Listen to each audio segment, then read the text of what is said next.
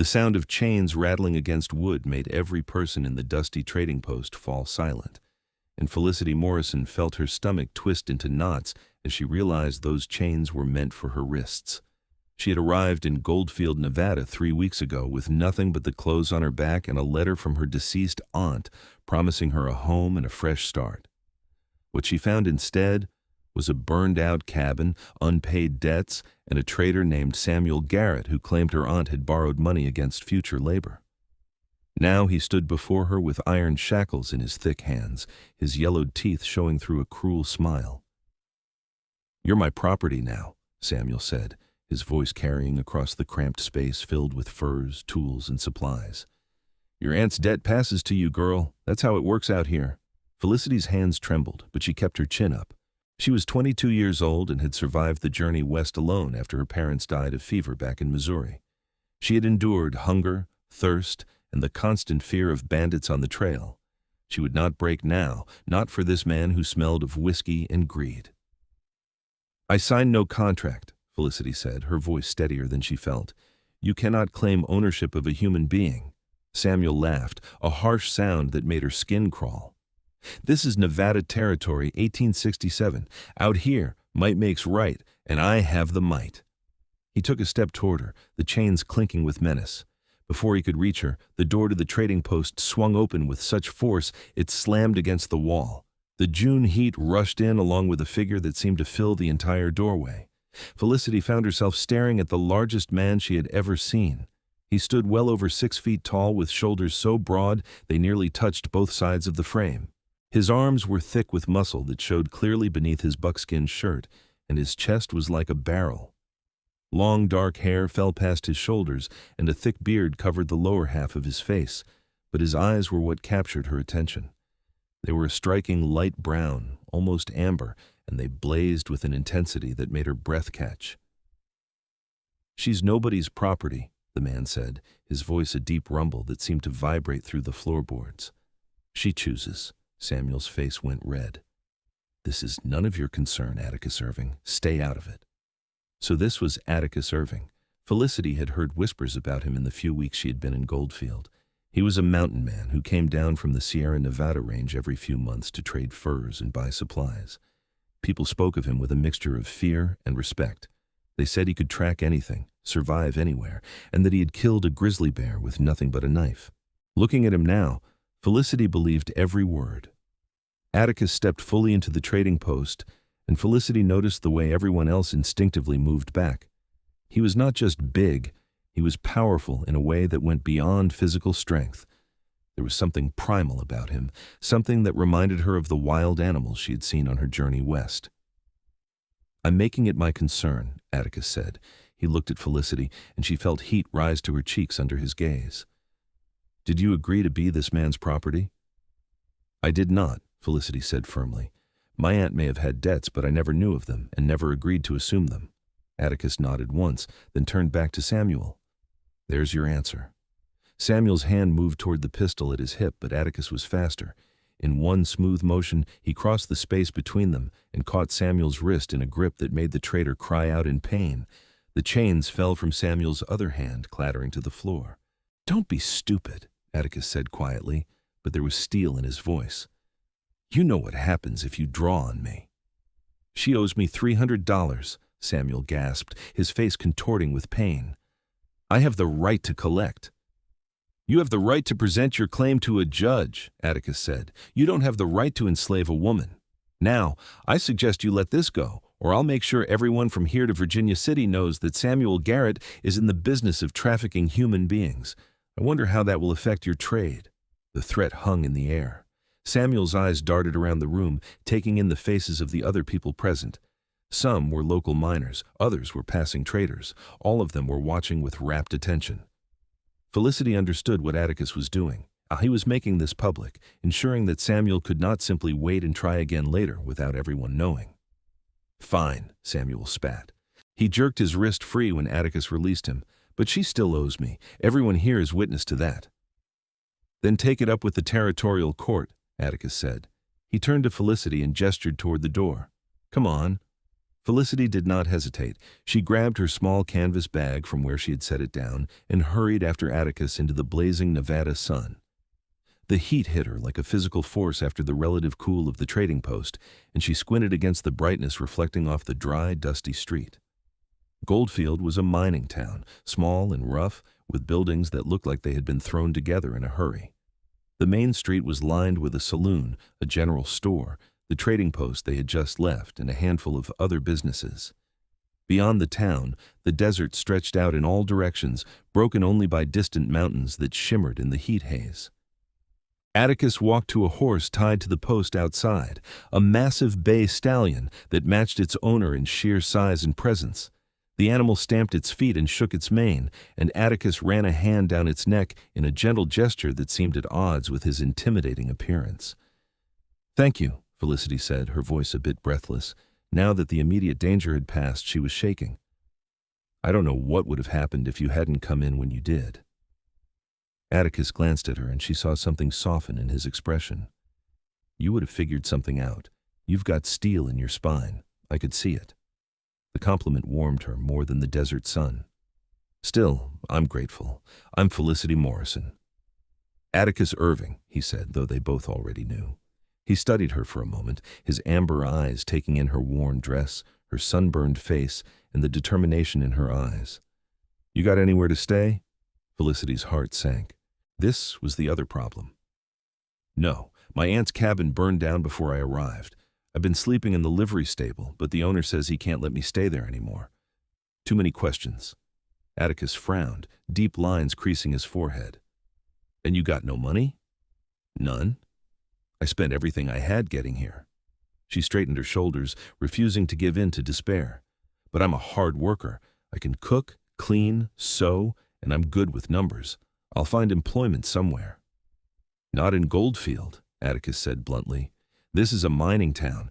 Most of the work for women here is in the saloon, and something tells me that's not what you're looking for." He was right, of course. Felicity had seen the women who worked in the saloon, had heard the rough laughter and music that poured out of the establishment every night. She did not judge them for their choices, but she knew it was not a path she could walk. "Then I'll go somewhere else," she said, lifting her chin. "Carson City, perhaps, or Virginia City. Larger towns must have more opportunities." "That's a long journey, and the stage doesn't run through here but once a week," Atticus said. He seemed to be considering something, his brow furrowed in thought. Finally he sighed and met her eyes. "I've got a proposition for you." Felicity tensed. She had heard those words before, usually from men with ill intentions. Atticus must have seen her reaction, because he held up his hands. "Not that kind of proposition. Listen, I've got a cabin up in the mountains, about a day's ride from here. It's rough living, but it's safe and it's got a roof. I was planning to stay in town for a few days to do some trading, but after that scene in there, I'm thinking it's best I head back. You can come with me if you want. Stay until you figure out your next move." Felicity stared at him. "You're offering to let me stay in your cabin, a complete stranger?" "You need help and I can provide it," Atticus said simply. "No strings attached. You can have your own space, your own privacy. I spend most of my time hunting and trapping anyway, so I won't be around much. When you're ready to leave, I'll bring you to Carson City myself and make sure you get set up somewhere safe." It was an incredibly generous offer, almost too generous. Felicity knew she should be suspicious, knew she should question his motives. But when she looked into his eyes, she saw only sincerity. There was something about Atticus Irving that made her want to trust him, despite all her instincts to be cautious. "Why would you do this for me?" she asked softly. Atticus was quiet for a long moment. When he spoke, his voice was rough with emotion. "I had a sister once. She came west with her husband, looking for a better life. Her husband died in a mining accident, and she was left alone with no money and no one to turn to. She ended up in a situation not too different from what Samuel was trying to force on you." He paused, his jaw clenching. "I didn't find out until it was too late. She died before I could get to her." Felicity's heart ached for him. "I'm so sorry." "It's been 5 years," Atticus said, "but I swore after that I'd never stand by and watch a woman be treated like property. So when I saw Samuel with those chains, I knew I had to step in." He looked at her directly. You remind me of her. Same determination, same refusal to break. Tears pricked at Felicity's eyes, but she blinked them back. I accept your offer, she said, and I promise I'll earn my keep. I can cook for you, clean the cabin, mend your clothes. I won't be a burden. You're not a burden, Atticus said firmly. You're a person who needs help. There's a difference. He untied his horse and swung up into the saddle with an easy grace that belied his size. Come on, we need to get you somewhere safe for tonight, and then we'll head out at first light. Felicity looked up at him. Where are we going tonight? There's a boarding house on the edge of town, run by a widow named Mrs. Chen. She's good people, and she won't ask too many questions. He extended his hand down to her. You can ride with me. Felicity hesitated only a moment before taking his hand. His grip was strong and calloused, the hand of a man who worked with his body. He pulled her up behind him with seemingly no effort, and she had to wrap her arms around his waist to keep her balance. She could feel the solid muscle of his back and sides, could feel the warmth of him even through his buckskin shirt. The horse started forward at a gentle walk, and Felicity tried to focus on the town around them rather than the unsettling awareness of the man she was pressed against. It had been a long time since she had been this close to anyone, and certainly never to a man like Atticus Irving. The boarding house was a simple structure made of wood and stone, with a neat garden in front that seemed almost miraculous in the desert landscape. Atticus helped Felicity down and then led his horse to a small stable beside the building. A woman emerged from the house, small and middle-aged, with graying black hair pulled back in a bun. She wore a simple dress and an apron, and her face lit up when she saw Atticus. Atticus Irving, she said with a smile. It's been months. I was beginning to think you'd forgotten about us down here. Could never forget your cooking, Mrs. Chen, Atticus said with surprising warmth. I need a favor. Mrs. Chen's eyes shifted to Felicity, taking in her appearance with a swift, assessing glance. Of course. Come inside, both of you. The interior of the boarding house was clean and welcoming, with simple furniture and curtains on the windows. It smelled of bread and herbs, and Felicity felt something in her chest loosen. This was the first place in Goldfield that had felt even remotely like home. Atticus explained the situation in brief terms, leaving out some of the more frightening details, but making it clear that Felicity needed a safe place to stay for the night. Mrs. Chen listened without interruption, her expression growing more serious as he spoke. That Samuel Garrett is a snake, Mrs. Chen said when Atticus finished. I've heard rumors about him before, but nothing I could prove. You did right by stepping in. She turned to Felicity with a kind smile. You're welcome here, dear. I have a room available, and you don't need to worry about payment. Any friend of Atticus is a friend of mine. I can't accept without paying, Felicity protested. It wouldn't be right. Then you can help me with dinner, Mrs. Chen said practically. I have a full house tonight, and an extra pair of hands would be appreciated. Does that work? Felicity nodded gratefully. Thank you, both of you. Atticus settled the details with Mrs. Chen, arranging to return at dawn to collect Felicity. As he turned to leave, Felicity followed him to the door. Atticus, she said, and he paused. Why didn't you tell Mrs. Chen about your sister, about the real reason you're helping me? He looked at her, surprise flickering in his amber eyes. How did you know I didn't? You said it happened 5 years ago, but you told Mrs. Chen you've been coming here for months. If your sister died 5 years ago, Mrs. Chen would have known about it if you'd been coming here then. Felicity met his gaze steadily. You told me that story to make me feel safe, to give me a reason to trust you. But it was the truth, wasn't it? Atticus was silent for a long moment. My sister's name was Amelia. Everything I told you was true. But you're right. I didn't start coming to Goldfield until 2 years ago. Mrs. Chen doesn't know about Amelia because I don't talk about her much. He paused. But I did tell you the truth. You deserve to know why I was making the offer. Thank you, Felicity said softly, for trusting me with that. Something passed between them in that moment, some understanding that went beyond words. Atticus nodded once and then left, his tall figure disappearing into the golden light of late afternoon. Felicity spent the evening helping Mrs. Chen prepare and serve dinner to the boarders, a mix of miners and traveling merchants. The work was familiar and comforting, and Mrs. Chen was pleasant company. As they washed dishes together after the meal, the older woman gave Felicity a thoughtful look. "Atticus is a good man," Mrs. Chen said. "One of the best I've known, but he lives a hard life up in those mountains. Are you sure you want to go with him?" "I don't have many other options," Felicity said honestly. "And yes, I trust him. I know that probably sounds foolish, trusting a man I just met, but there's something about him that feels safe." Mr. Chen smiled. "It's not foolish. Some people you can just tell they have good hearts. Atticus is one of them. He's been hurt, I think, though he's never said much about it. But he's never been anything but respectful and kind to me." She dried a plate and set it on the shelf. "Just remember, life in the mountains is different from life in town. It's isolated and it's hard. Make sure you're prepared for that." "I've faced hard things before," Felicity said. "I'll manage." That night, lying in a real bed for the first time in weeks, Felicity stared at the ceiling and thought about the day's events. This morning, she had woken up in the livery stable with no idea how she was going to survive. Tonight, she had a plan, uncertain as it was, and all because a mountain man with amber eyes had walked through a door at exactly the right moment. She thought about the feel of his solid body as she rode behind him, thought about the gentleness in his voice when he spoke to Mrs. Chen, thought about the pain in his eyes when he mentioned his sister. Atticus Irving was not what she had expected. He was rough and intimidating on the outside, but she sensed a deep well of kindness beneath that hard exterior. Tomorrow, she would ride into the mountains with him. Tomorrow, her life would change again. But this time, for the first time since her parents died, she felt a flicker of hope. Atticus returned just after dawn, as promised. Felicity was ready, her few belongings packed in her canvas bag.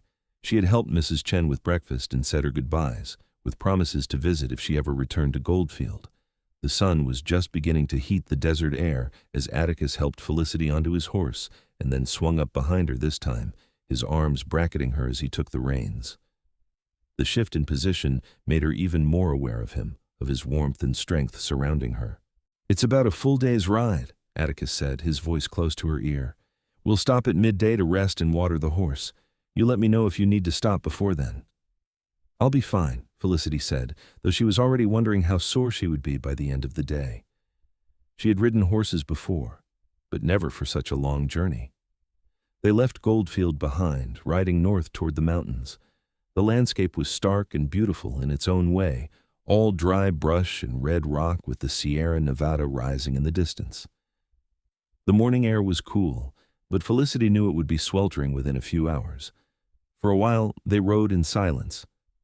Felicity found herself relaxing against Atticus, the steady rhythm of the horse's gait almost hypnotic. She could feel him breathing, could feel the slight movements of his body as he guided the horse. "Tell me about yourself," Atticus said eventually. "Where are you from originally?" "Missouri," Felicity said. "A small farm outside of Independence. My parents died of fever last year, and there was nothing left for me there. My aunt had written to me years ago, telling me if I ever needed a place I could come to Nevada, so I did." "That was brave," Atticus said, "making that journey alone." "It was necessary," Felicity corrected. "I don't know if that's the same as brave." "It is," Atticus said firmly. "Brave is doing what needs to be done even when you're scared. I'd bet you were plenty scared on that journey." He was right, though Felicity had not admitted it to anyone. "There were some difficult moments," she said carefully, "but I made it." "What did you do back in Missouri?" Atticus asked. "Besides farm work?" "I taught at the local school for a while," Felicity said. "I liked it. I'm good with children, and I enjoyed helping them learn. But after my parents died, the school board hired someone else. They said they needed a man for the position." The bitterness in her voice was hard to hide. "That's garbage," Atticus said bluntly.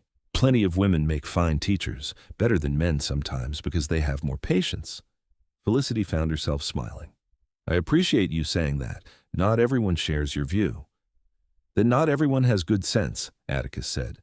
He was quiet for a moment, then asked, "Would you want to teach again, if you had the chance?"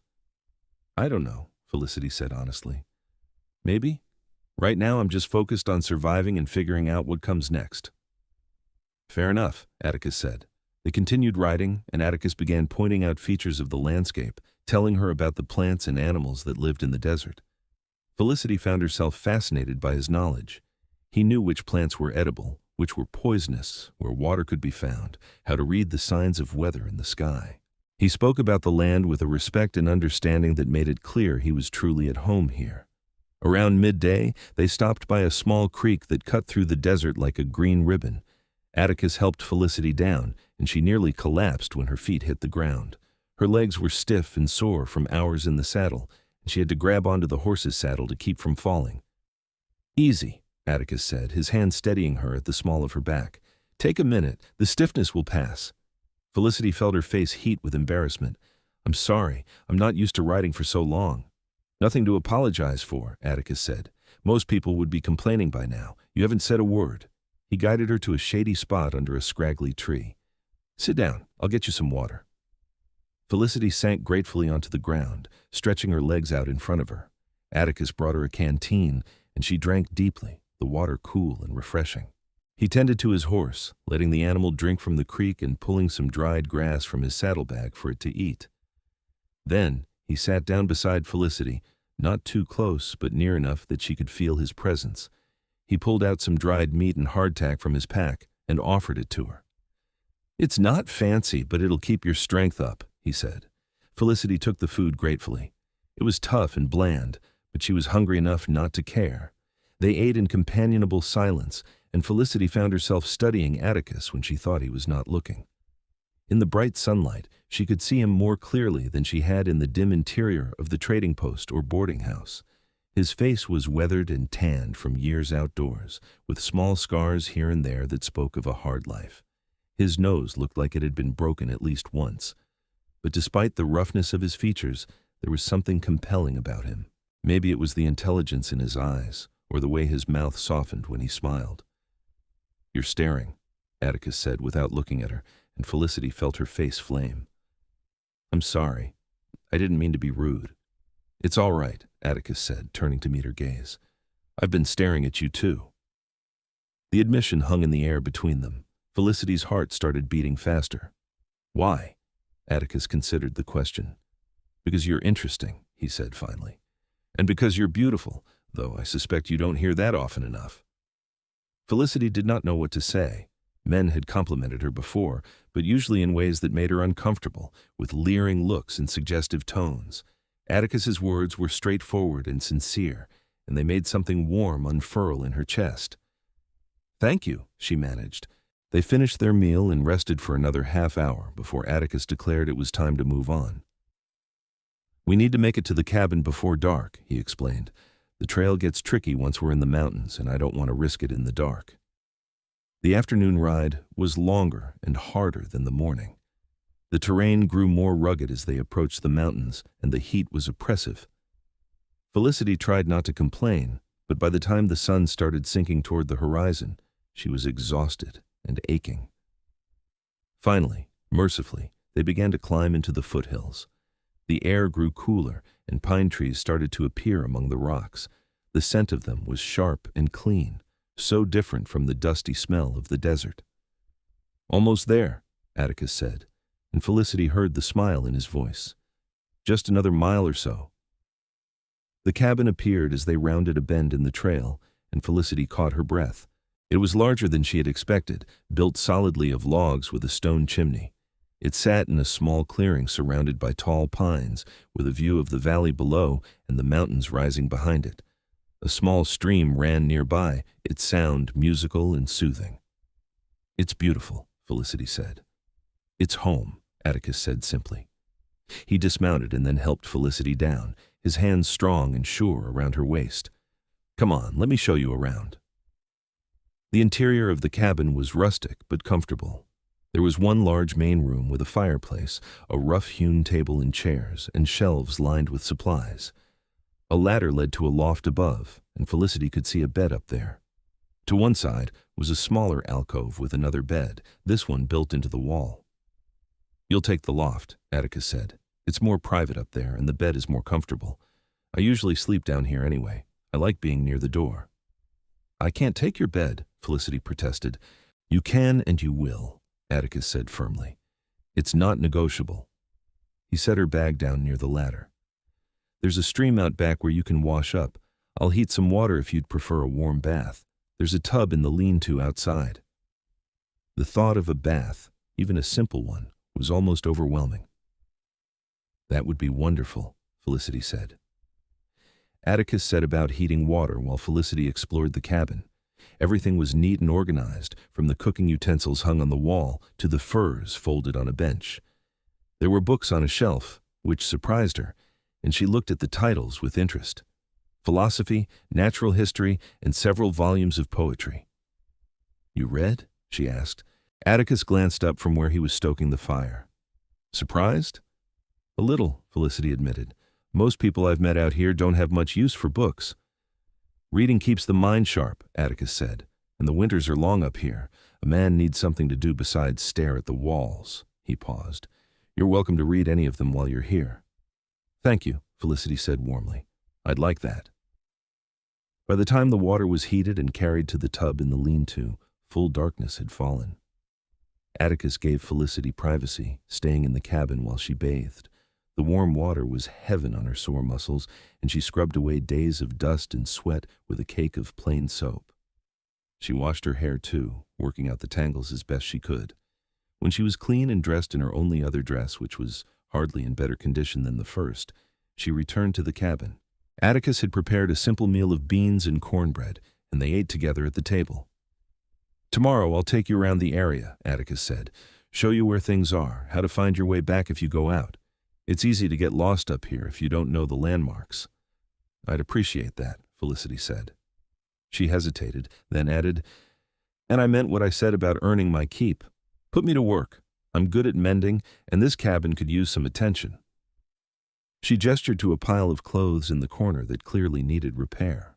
Atticus smiled, the expression transforming his face. "All right. If it makes you feel better, you can mend my clothes. But Felicity, you don't owe me anything. I want you to understand that." "I do understand," Felicity said, "but it makes me feel better to contribute. Please."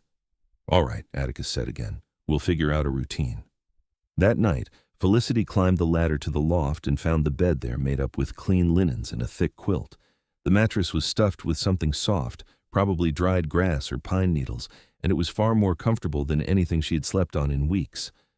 Through the boards of the loft floor, she could hear Atticus moving around below, banking the fire and settling in for the night. She felt safe in a way she had not felt since her parents died. Despite being alone in the mountains with a man she barely knew, she was not afraid. Maybe it was foolish. Maybe she would regret this decision. But lying there in the darkness, listening to the wind in the pines and the distant call of an owl, Felicity felt at peace. The days that followed fell into a pattern. Atticus would wake early and go out to check his trap lines, hunt, or gather firewood. Felicity would clean the cabin, prepare meals, and work on the substantial pile of mending he had accumulated. In the afternoons, Atticus would return, and they would talk over dinner. Felicity learned that Atticus had been living in the mountains for 7 years, ever since his sister died. Before that, he had worked as a guide for wagon trains heading west. He had seen most of the country between Missouri and California, had survived Indian attacks, blizzards, and every other hardship the trail could throw at a person. "Why did you stop?" Felicity asked one evening as they sat on the porch of the cabin, watching the sunset paint the mountains in shades of orange and purple. "After Amelia died, I couldn't do it anymore," Atticus said quietly. "I kept thinking about all the people I'd guided west, all the promises I'd made about new opportunities and fresh starts. And for some of them, it worked out. But for others, like my sister, the West just swallowed them up and spit them out. I felt like I'd been lying to people." "You weren't lying," Felicity said. "The West is exactly what you said, a place for new opportunities. But it's also dangerous and unforgiving. That's not your fault." "Maybe," Atticus said, "but I couldn't keep doing it, so I came up here where I didn't have to be responsible for anyone but myself." "Are you happy here?" Felicity asked. Atticus was quiet for a long time. "I'm content," he said finally. "It's not the same as happy, but it's enough." Felicity understood that distinction all too well. She had been content in Missouri, going through the motions of her life, but she had not been truly happy in a long time. As the weeks passed, Felicity found herself settling into life in the mountains. She learned to recognize the different bird calls, to identify edible plants, to read the weather in the clouds. Atticus was a patient teacher, always willing to explain or demonstrate. She also found herself increasingly drawn to him. It was more than gratitude, more than simple attraction. She liked the way he moved, efficient and powerful. She liked his dry sense of humor and the rare but beautiful smile that would sometimes cross his face. She liked the way he treated her, with respect and consideration, never making her feel lesser or weak, even when she struggled with tasks that were easy for him. And she was fairly certain he felt something for her too. She caught him watching her sometimes, his amber eyes intense and unreadable. He found excuses to touch her, helping her over rough ground or reaching past her for something, and each touch lingered a little longer than necessary. One afternoon in late July, nearly a month after Felicity had arrived at the cabin, she was washing clothes in the stream when she heard a sound that made her blood run cold. It was a low, rumbling growl, and it came from the trees just beyond the clearing. Felicity froze, her heart hammering. She had seen the claw marks on trees near the cabin, the signs that bears and mountain lions lived in these woods. Atticus had warned her to be careful, to make noise when she moved through the forest, to never run from a predator. The growl came again, closer now. Felicity slowly stood up, her eyes scanning the tree line. And then she saw it, a massive shape moving through the shadows. A bear, larger than she had imagined, with dark fur and small, intelligent eyes. "Atticus," she called, her voice shaking. "Atticus!" The cabin was 50 feet away. The bear was half that distance and closing. Felicity knew she would never make it to safety before the animal reached her. Then Atticus was there, appearing from the side of the cabin with his rifle in his hands. He did not raise the weapon, but his voice rang out, loud and commanding. "Hey, get back! Go on, get!" The bear paused, turning its massive head toward this new threat. Atticus moved forward, placing himself between Felicity and the animal. He made himself as large as possible, raising his arms and shouting again, "Go on! Get out of here!" For a long, terrifying moment, the bear stood its ground. Then, with a final huff, it turned and lumbered back into the forest. Atticus did not move until the sound of the bear crashing through the underbrush had faded completely. Then he turned to Felicity, and she saw the fear in his eyes, fear for her. "Are you hurt?" he demanded. "No, I'm fine," Felicity said, but her legs suddenly felt weak. "I just looked up and it was there." Atticus closed the distance between them in 2 long strides and pulled her into his arms. Felicity went willingly, pressing her face against his chest and breathing in the scent of pine and leather and something that was uniquely him. She could feel his heart pounding as fast as her own. "I'm sorry," Atticus said, his voice rough. "I should have been watching more carefully. I knew there was a bear in the area. I should have warned you not to go out alone." "You told me to be careful," Felicity said. "I just forgot." She pulled back slightly to look up at him. "Thank you for coming when you did." "Always," Atticus said, and there was something fierce in his voice, something that made Felicity's breath catch. "I'll always come for you, Felicity." They stood there, wrapped in each other's arms, and Felicity felt the world shift around them. This was more than gratitude, more than simple attraction. This was something deeper, something that terrified and thrilled her in equal measure. "Atticus," she whispered. He looked down at her, his amber eyes searching her face. "Tell me to let you go," he said quietly. "Tell me this isn't what you want, and I'll step back. I'll take you to Carson City tomorrow if that's what you need." "That's not what I want," Felicity said. Her heart was racing, but she had never been more certain of anything. "I want to stay. I want this." Atticus made a sound low in his throat, something between a groan and a sigh. Then his hand came up to cup her face, his thumb brushing across her cheekbone. "You're sure?" "I'm sure," Felicity said. He kissed her then, and it was like nothing Felicity had ever experienced. His lips were warm and surprisingly soft against hers, and he kissed her with a tenderness that made her knees weak. She gripped his shoulders, feeling the solid muscle beneath her hands, and kissed him back with all the longing that had been building inside her for weeks. When they finally broke apart, both breathing hard, Atticus rested his forehead against hers. "I've been wanting to do that since the day I met you," he admitted. "Why didn't you?" Felicity asked. "Because I wanted you to be sure," Atticus said. "I wanted you to choose me, not just accept me, because you felt like you had no other choice." "I choose you," Felicity said firmly. "I choose this." They spent the rest of the afternoon together, talking and stealing kisses. It felt like a dam had broken, and all the tension that had been building between them could finally be released. Atticus told her more about his life, about the loneliness of the past 7 years, about how she had brought light back into his world. Felicity told him about her fears and dreams, about how she had never felt truly at home anywhere until she came to his cabin in the mountains.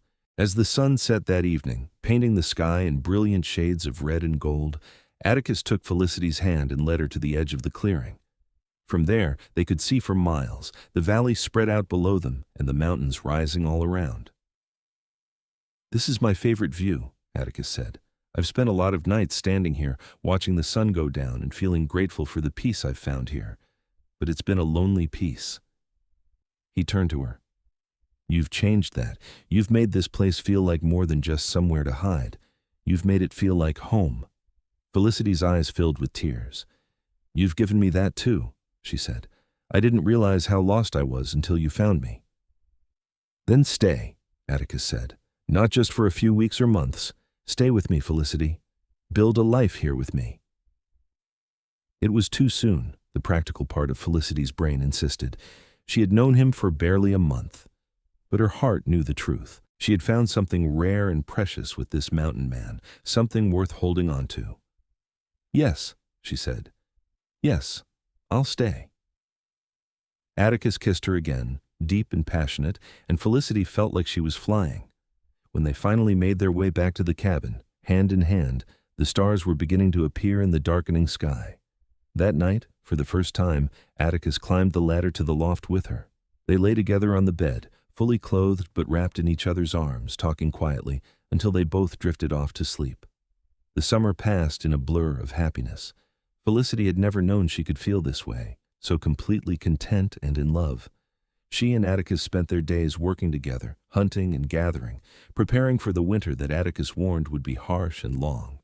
They also spent their days exploring each other, learning what brought pleasure and joy. Atticus was a gentle lover, always attentive to Felicity's needs and comfort. Their physical relationship deepened naturally, and Felicity found herself amazed at how right it all felt. In early September, as the aspens began to turn gold and the nights grew cooler, Atticus rode down to Goldfield to trade furs and buy supplies for the winter. He asked Felicity if she wanted to come with him, but she declined. She did not want to risk running into Samuel Garrett again, and besides, she was content to stay at the cabin. "I'll only be gone 2 days," Atticus promised as he prepared to leave. "3 at most. Will you be all right here alone?" "I'll be fine," Felicity assured him. She had learned a lot in the past months, knew how to handle a rifle, how to keep the fire going, how to protect herself. "Just hurry back to me." "Always," Atticus said, kissing her deeply. "I love you, Felicity." It was the first time he had said those words, though they had both felt them for weeks. Felicity's heart swelled. "I love you too," she said. She watched him ride away down the trail, and then she set about her chores for the day. She was not worried about being alone. In fact, she found she enjoyed the quiet time to work on a project she had been planning. Over the past weeks, she had been slowly piecing together fabric scraps to make a quilt. It was going to be a surprise for Atticus, something to keep them warm during the long winter nights. She spread the pieces out on the table and began stitching them together, humming to herself as she worked. The first day passed peacefully. Felicity worked on the quilt, prepared meals, and tended to the small garden she had planted near the cabin. She missed Atticus, but she was not lonely. She had her thoughts and her work to keep her company. The second day started the same way, but in the afternoon, as Felicity was hanging laundry to dry, she heard the sound of horses approaching. Her heart leaped, thinking Atticus had returned early. But then she heard voices, multiple voices, and her joy turned to apprehension. She hurried into the cabin and grabbed the rifle Atticus had left for her. Then she positioned herself by the window and waited. 3 men rode into the clearing. Felicity's blood ran cold when she recognized one of them. Samuel Garrett sat on a horse in the center, flanked by 2 rough-looking men she had never seen before. "Felicity Morrison," Samuel called out. "I know you're in there. Come out, we need to talk." Felicity's hands tightened on the rifle. She checked to make sure it was loaded, then called back through the window, "Go away, Samuel. You have no business here." "I have every business here," Samuel said. He dismounted and took a few steps toward the cabin. You still owe me money, and I've come to collect." "I owe you nothing," Felicity said firmly, "and if you come any closer, I'll shoot." Samuel laughed. "With Irving's rifle? Do you even know how to use that thing?" "Try me and find out," Felicity said, her voice cold. There was a pause. Then Samuel said, "I don't want trouble. I just want what's owed to me. You come with me peacefully, work off the debt, and we'll call it square. You've got my word." "Your word means nothing," Felicity said. "Now leave, or I'll put a bullet in you." Samuel's face darkened. "You're making this harder than it needs to be. Boys, go get her." The two men with him dismounted and started toward the cabin. Felicity aimed the rifle at the closer one and fired. The shot went wide, missing the man by several feet, but it made both men dive for cover. "Next one won't miss!" Felicity shouted, though her hands were shaking so badly she was not sure she could hit anything. Samuel took cover behind a tree. "You can't hold out forever," he yelled. "Irving isn't here to save you this time. Sooner or later you'll have to come out, and when you do, we'll be waiting." Felicity realized with sinking dread that he was right. She had food and water inside the cabin, but she was one woman against 3 men. Eventually, they would find a way in, or they would simply burn the cabin down around her, she thought frantically. The cabin had no back door, only the front entrance and the windows. If she tried to run, they would catch her. Her only hope was that Atticus would return soon. But what if he didn't? What if he was delayed for some reason? She could not count on him arriving in time to save her. Felicity took a deep breath and tried to think. She needed to buy time, needed to keep Samuel and his men at bay until Atticus returned, and she needed to do it without getting herself killed. She moved to the other side of the cabin and fired another shot out the window, this time aiming at one of the horses. The animal reared and bolted, and she heard Samuel curse. "Damn it, woman, that's enough!" "Then leave," Felicity shouted back. "Not without you." The standoff continued for hours. Samuel and his men tried various tactics to get her to come out. They threw rocks at the cabin. They threatened to burn it down. They tried to coax her with false promises. Felicity held firm, firing occasional warning shots to keep them at bay. But as the sun began to set, her situation grew more desperate. She was down to only a few bullets left, and she knew Samuel was losing patience. "Last chance, Felicity," Samuel called as darkness fell. "Come out now, or we're coming in. And if we have to come in, it's not going to be pleasant for you." Felicity's heart was pounding so hard she thought it might burst. She had 1 shot left, maybe 2. She was exhausted and terrified, and she was starting to think she had made a terrible mistake by staying at the cabin alone. Then she heard it, the sound of hoofbeats coming fast up the trail. Hope surged through her. "Atticus!" she screamed. "Atticus, help!" Samuel heard it too. "Move," he shouted to his men. "Get inside now, before he gets here." The 2 men rushed the door of the cabin, throwing their weight against it. The wooden bar across the inside held, but Felicity knew it would not hold for long under repeated impacts. The hoofbeats grew louder, and then Atticus burst into the clearing on his horse, his rifle in his hands. In the fading light, he looked like an avenging angel, his face set in grim lines and his eyes blazing with fury. "Get away from that cabin!" he roared. Samuel spun around, his hand going for his gun, but Atticus was faster. He fired a shot that kicked up dirt at Samuel's feet. "The next one goes in your chest," Atticus said, his voice deadly calm. "Step away from the cabin, all of you." The 2 men at the door backed away slowly, their hands raised. Samuel stood frozen, clearly calculating his odds. They were not good. Atticus was renowned as a marksman, and he had the high ground and the element of surprise. "This is between me and her," Samuel said, trying to salvage the situation. "She owes me money." "She owes you nothing," Atticus said. He dismounted in one fluid motion, his rifle never wavering from Samuel. "And even if she did, you have no right to besiege a woman in her own home. Now you've got 2 choices. You can leave now, peacefully, or I can kill all 3 of you and bury your bodies where no one will ever find them." There was no doubt in Samuel's face that Atticus meant every word. The mountain man was not bluffing. He would kill them if he had to, and he would do it without hesitation or remorse. "This isn't over," Samuel said, but he was already backing toward his horse. "Yes, it is," Atticus said. "If I see you anywhere near Felicity again, if I even hear that you've spoken her name, I will hunt you down. And Samuel, you know I'm good at hunting." Samuel mounted his horse, and his two companions scrambled to do the same. They rode out of the clearing at a gallop, and Atticus watched until they were out of sight. Only then did he lower his rifle and turn to the cabin. "Felicity, it's safe! Come out!" Felicity threw open the door and ran to him, throwing herself into his arms. She was shaking all over, the adrenaline and fear finally catching up with her. Atticus held her tight, one hand cradling the back of her head. "I've got you," he murmured. "You're safe. I've got you." "How did you know?" Felicity gasped. "How did you know to come back?" "I didn't," Atticus said. "I finished my business early and decided to come home. When I was about a mile out, I heard gunfire and I knew something was wrong." His arms tightened around her. "God, Felicity, when I saw those men at the cabin, when I thought about what could have happened if I'd been even a few minutes later." "But you weren't," Felicity said, pulling back to look at him. "You came in time. You saved me." "You saved yourself," Atticus said fiercely. "You held them off for hours all on your own. That took incredible courage." "I was terrified," Felicity admitted. "Courage isn't the absence of fear," Atticus said. "It's acting in spite of it. You were so brave, Felicity." They went inside the cabin together, and Atticus checked to make sure nothing was damaged. Then he built up the fire and heated water for tea, something to calm both their nerves. "We need to talk about Samuel," Atticus said as they sat at the table. "He's not going to give up. He's the kind of man who holds grudges, and I embarrassed him in front of his men. He'll come back or he'll send someone else." "What do we do?" Felicity asked. "We make sure he can't touch you," Atticus said. "I'll go to Carson City and file a complaint with the territorial marshal.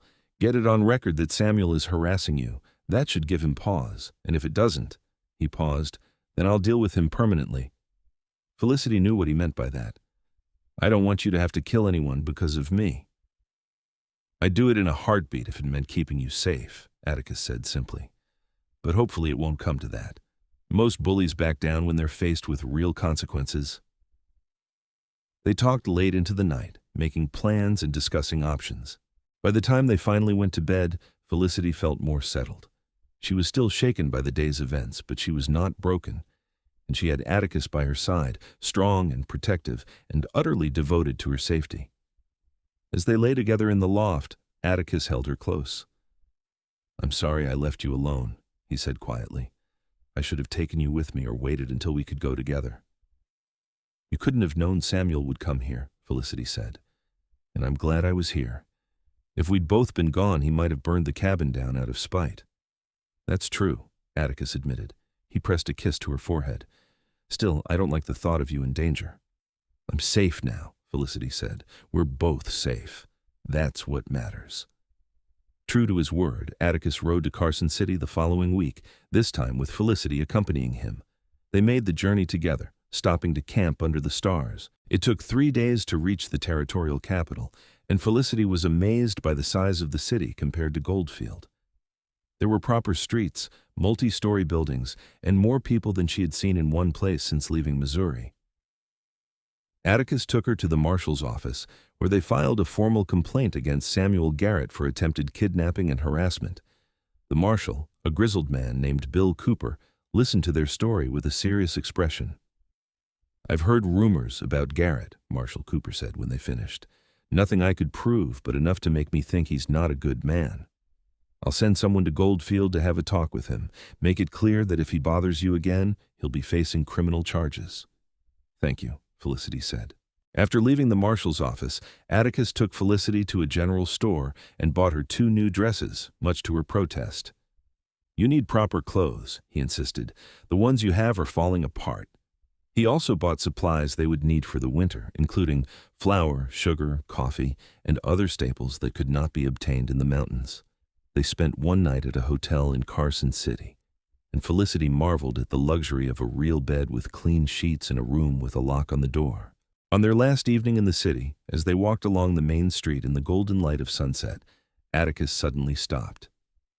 "Felicity, there's something I need to ask you." She looked up at him, curious. "What is it?" "I know we've only known each other a few months," Atticus said, "and I know that by most people's standards that's not very long. But out here in the West, things move faster.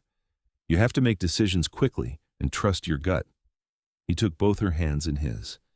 My gut tells me that you're the person I'm meant to spend my life with. So I'm asking you, Felicity Morrison, will you marry me? Felicity's heart soared. She had been hoping for this, dreaming about it, but she had not expected it to happen so soon. Yes, she said without hesitation. Yes, Atticus, I'll marry you. Atticus's face broke into the widest smile she had ever seen on him. He picked her up and spun her around, right there in the middle of the street, and Felicity laughed with pure joy. They found a small church the next day and were married by a kind-faced pastor who did not ask too many questions. Felicity wore one of her new dresses, a simple blue cotton that brought out the color of her eyes. Atticus wore his cleanest buckskins and had trimmed his beard for the occasion. They spoke their vows in front of God, and a few witnesses pulled in from the street, promising to love and cherish each other for as long as they both lived. When the pastor pronounced them husband and wife, Atticus kissed Felicity with such tenderness that she felt tears prick her eyes. They spent their wedding night in the hotel, and it was the most magical night of Felicity's life.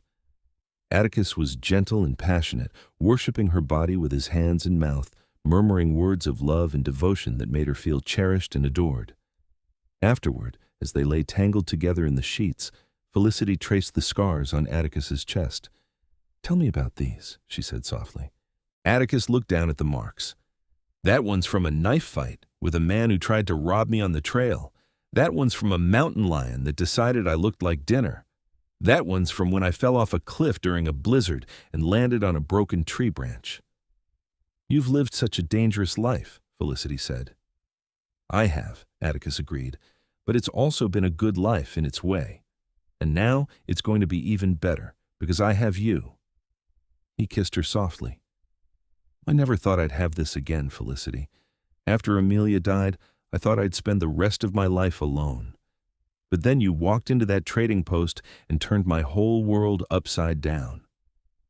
"You turned mine upside down too," Felicity said, "in the best possible way."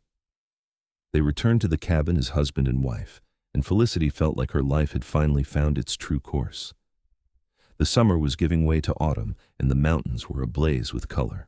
Felicity and Atticus spent their days preparing for winter, cutting firewood, preserving food, and making sure the cabin was secure against the cold that was coming.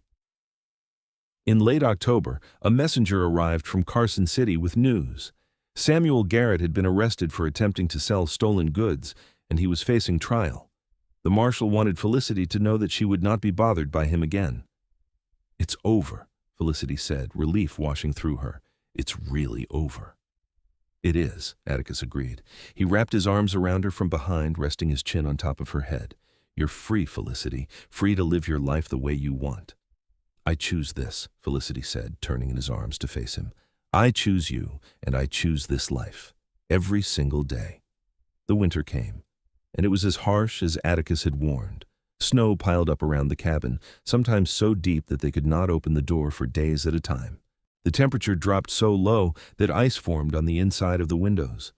But inside the cabin, with a roaring fire and each other for warmth, Felicity had never been happier. They spent the long winter evenings reading together, playing cards, and talking about their plans for the future. Atticus taught Felicity how to carve wood, and she made a set of simple spoons and bowls. She finished the quilt she had been working on, and they slept under it every night, wrapped in each other's arms. In February, Felicity realized she was pregnant. She told Atticus one evening as they sat by the fire, and his face lit up with such joy that it took her breath away. "A baby," he whispered, placing his hand gently on her still flat stomach. "We're going to have a baby." "Are you happy?" Felicity asked, though she could see the answer in his eyes. "Happy doesn't begin to cover it," Atticus said. He pulled her into his lap and held her close. "You've given me so much, Felicity. A home, love, and now a family. I don't know what I did to deserve you, but I thank God for you every single day." Felicity kissed him, pouring all her love into the gesture. "We deserve each other," she said, "and we're going to build a beautiful life together." The winter finally broke in late March, and the snow began to melt. Green shoots appeared in the meadows, and the animals emerged from hibernation. Felicity's pregnancy progressed without complications, and Atticus was attentive to her every need. In early April, Atticus rode down to Goldfield and returned with Mrs. Chen. He had asked the widow if she would be willing to come stay with them for a few weeks around the time the baby was due to help with the birth. Mrs. Chen had agreed readily, pleased to be asked. "This place is beautiful, Mrs. Chen said as she looked around the clearing. "You've built a good life here, Atticus." "We've built a good life," Atticus corrected, smiling at Felicity. "I couldn't have done it without her." Mrs. Chen stayed with them through April and into May. She and Felicity became close friends, and it was comforting to have another woman around, especially one with experience in childbirth. Mrs. Chen told stories of her own children, now grown and scattered across the country, and Felicity felt a pang of sadness that her own parents would never meet their grandchild. On a warm evening in mid-May, Felicity went into labor. Atticus, for all his strength and courage, looked terrified. Mrs. Chen took charge, sending him to boil water and gather supplies while she helped Felicity through the contractions.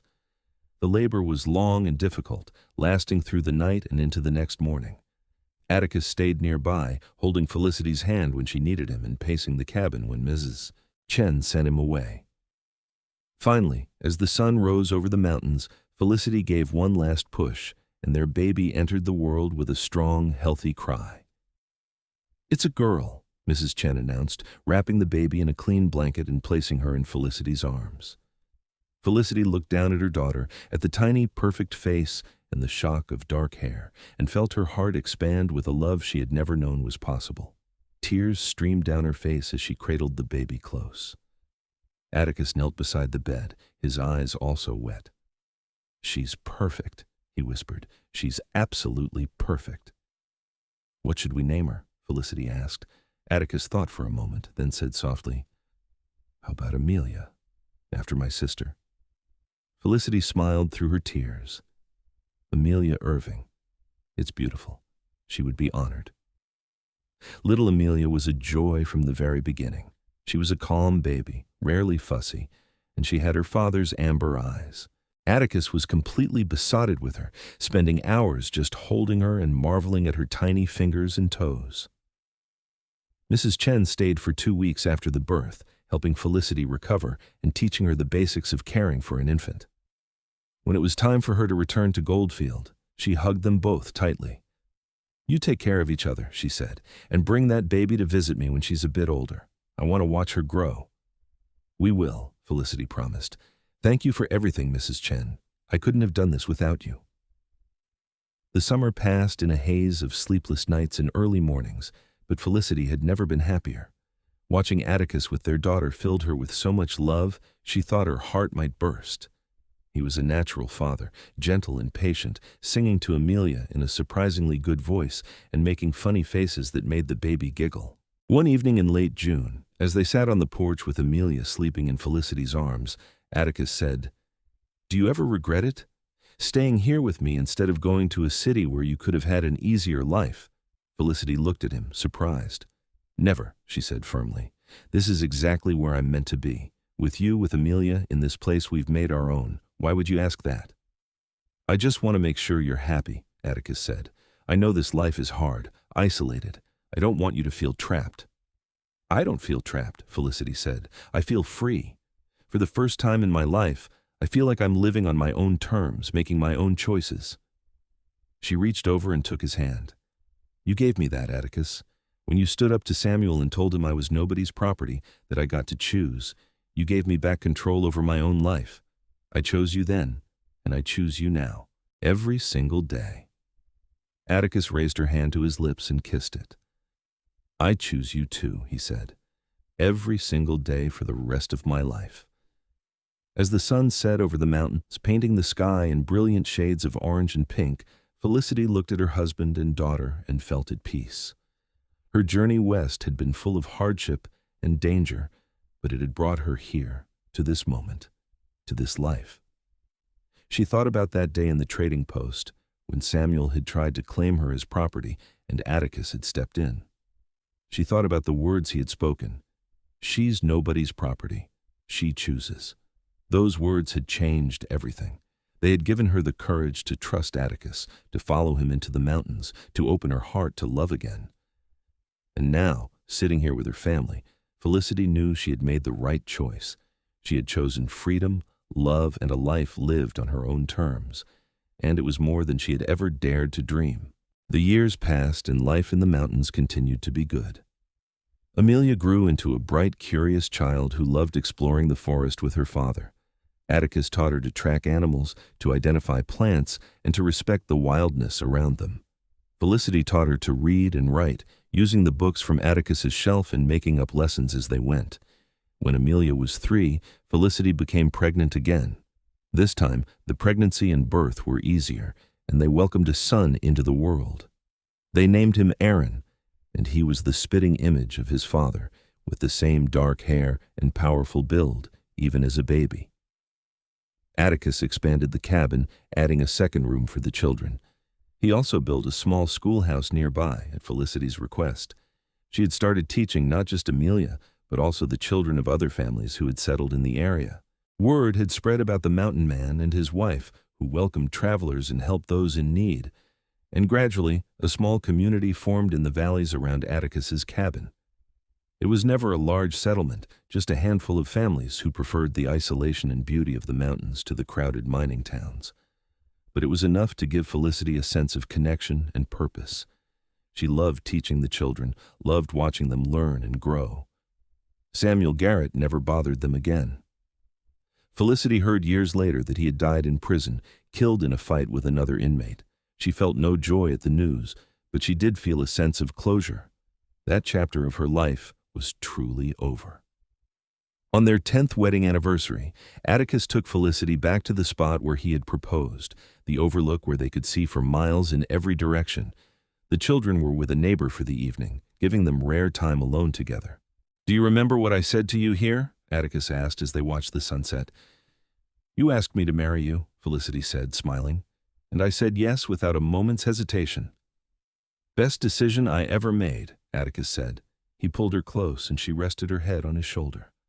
"I love you, Felicity, more now than I did 10 years ago, if that's even possible." "It's possible," Felicity said. "I know because I feel the same way. Every year with you is better than the last." They stood there as the stars came out one by one, until the sky was filled with them.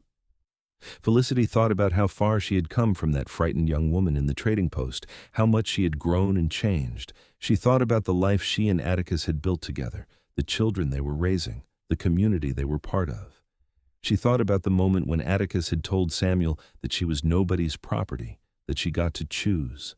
It had been the most empowering moment of her life, the moment when she realized she had agency and power, even in a world that often tried to deny women both. And she had chosen well. She had chosen love, partnership, and a life of purpose. She had chosen Atticus, and he had chosen her right back. As they walked back to the cabin hand in hand, Felicity felt grateful for every moment, every choice, every challenge that had brought them to this place. Life in the Wild West was hard, but it was also beautiful, and she would not trade it for anything in the world. Their children grew up strong and capable, shaped by the mountains and the values their parents taught them. Amelia became a skilled horsewoman and a talented artist, drawing the landscape and animals around them with remarkable detail. Aaron followed in his father's footsteps, learning to hunt and trap, but he also inherited his mother's love of books and spent hours reading by the fire. When Amelia turned 18, a young man from one of the neighboring families began courting her. Atticus was predictably protective, grilling the young man about his intentions and his ability to provide for a wife. But Felicity could see that the boy, whose name was Thomas, truly loved Amelia, and more importantly, that Amelia loved him back. "You have to let her choose," Felicity told Atticus one night as they lay in bed. "Just like you let me choose." Atticus sighed. "I know. It's just hard. She's my little girl." "She's a woman now," Felicity said gently, "and she's smart and strong. We raised her to make good decisions. Trust her." Atticus did, though it clearly pained him. Amelia and Thomas were married the following spring in a simple ceremony at the cabin, and they built their own home just a few miles away. Within a year, Felicity and Atticus were grandparents, and Atticus discovered that he was just as besotted with his granddaughter as he had been with his own children. Aaron stayed closer to home, taking over more and more of the hunting and trapping as Atticus grew older. He showed no interest in settling down, preferring the freedom of the mountains, and Felicity did not push him. She knew he would find his own path in his own time. As Felicity reached her mid-40s, she sometimes reflected on how different her life was from what she had imagined as a young woman in Missouri. She had thought she would spend her life on a farm, teaching in a local school, perhaps marrying a farmer or shopkeeper. She had never imagined she would end up in the Nevada mountains, married to a former mountain man, raising children in near isolation. But she would not have changed a single thing. Every hardship, every challenge had been worth it for the life she and Atticus had built together. One evening in early autumn, as they celebrated their 20th anniversary with their children and grandchildren gathered around the table, Atticus stood and raised his glass. "I want to make a toast," he said, his voice still strong despite his silver-streaked hair and the lines on his face. 20 years ago, I married the most remarkable woman I've ever known. She took a chance on a rough mountain man who didn't have much to offer except a cabin in his heart. And she's made every day since then better than the one before. He looked at Felicity, his amber eyes still bright. "You're the best choice I ever made, Felicity Irving. Here's to 20 more years, and 20 after that." Everyone raised their glasses, and Felicity felt tears prick her eyes. She stood and moved to Atticus's side, and he wrapped his arm around her waist. "You weren't the only one who made a choice that day," Felicity said. "I chose you too. And I've never regretted it for a single moment. You've given me a life full of love, adventure, and purpose. You've given me children and grandchildren. You've given me freedom and respect and partnership." She looked around at the faces of their family, all watching with love and happiness. "This is everything I ever wanted, even when I didn't know I wanted it. Thank you for showing me what was possible." They kissed to the applause and cheers of their family, and then the celebration continued late into the night, filled with laughter, stories, and music. Later, when everyone had gone to bed and Felicity and Atticus were alone on the porch under the stars, Atticus said, "Do you remember what I told Samuel that day in the trading post?" "Of course," Felicity said. "You said I was nobody's property, that I got to choose." "I meant it," Atticus said, "and I still mean it. You're not my property, Felicity. You're my partner, my equal, my love. Everything we have, we built together." "I know," Felicity said, taking his hand, "and I've always known it. That's why I chose you. Because you saw me as a person, not a possession. Because you respected my right to make my own decisions." They sat in comfortable silence, watching the stars wheel overhead. Felicity thought about the young woman she had been, desperate and alone in a dusty trading post. She thought about the mountain man who had stepped in at just the right moment, who had offered her not just protection, but choice and agency. She thought about the life they had built, one choice at a time, choosing to trust each other, choosing to love each other, choosing to build a family and a home in the wild mountains. Every choice had led them here, to this moment of perfect contentment. As the night grew late and they finally made their way to bed, Felicity felt grateful for every moment of the journey. The Wild West had been harsh and unforgiving, but it had also been full of unexpected beauty and possibility. She had come west looking for a fresh start, and she had found so much more. She had found love, purpose, and a life that was truly her own. And it had all started with those powerful words. "She's nobody's property. She chooses." Those words had set her free. And in that freedom, she had found everything she ever needed. Years continued to pass in the mountains, marked by the changing seasons and the milestones of their growing family. Felicity and Atticus watched as Aaron finally met a young woman from Carson City during one of his supply trips. Her name was Rachel, and she was a school teacher who shared his love of the wilderness. They married when Aaron was 25, and Rachel adapted to mountain life with surprising ease, even starting her own small school in the community. More grandchildren came, and the cabin that had once housed just Felicity and Atticus became the center of a sprawling family network. Sunday dinners became a tradition, with everyone gathering to share food and stories. Felicity would cook enormous meals while the children played in the clearing and the adults caught up on news. Atticus, now in his 50s, had slowed down somewhat but remained strong and capable. His hair had gone fully gray, but his amber eyes were as sharp as ever. He spent his days working on the property, teaching his grandchildren the skills they would need to thrive in the mountains, and sitting on the porch with Felicity, talking about everything and nothing. On one particularly beautiful summer evening, when Felicity was 53 and they had been married for 25 years, Atticus took her hand and said, "Come with me. I want to show you something." Curious, Felicity followed him into the forest. They walked for about 20 minutes, following a path she did not recognize, until they emerged into a small meadow she had never seen before. It was filled with wildflowers, a riot of purple, yellow, and white blooms that swayed gently in the breeze. "I found this place years ago," Atticus said. "I've been keeping it as a surprise, waiting for the right moment to show you." "It's beautiful," Felicity breathed, looking around in wonder. "It reminded me of you," Atticus said. "Beautiful, strong, thriving in places where others might not expect to find such life." He drew her into his arms. "I wanted to bring you here to tell you something I don't say often enough. Thank you, Felicity. Thank you for choosing me, for building this life with me, for giving me a family and a reason to live beyond just surviving." Felicity felt tears gather in her eyes. Even after 25 years, Atticus could still make her heart flutter. "You gave me the same things," she said. "You gave me freedom and love. You showed me that I could be strong and independent while also being loved and cherished. You've been my partner in every way that matters." They stood together in the meadow of wildflowers, holding each other as the sun set and painted the sky in brilliant colors.